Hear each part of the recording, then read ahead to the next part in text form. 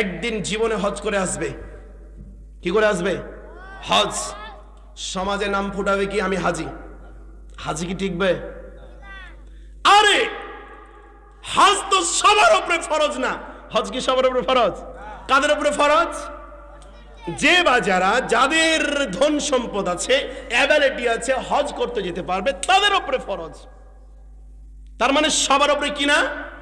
হজ ফরজ না। আর সালাত, কথা বলেন, সালাত সবার জন্য ফরজ। সুস্থ থাকেন। আল্লাহ কি অসুস্থ অবস্থায় বাদ দিয়েছেন সালাতের কথা? অসুস্থ অবস্থাতে সালাতের কথা বাদ দেওয়া হয়নি। তার মানে কি?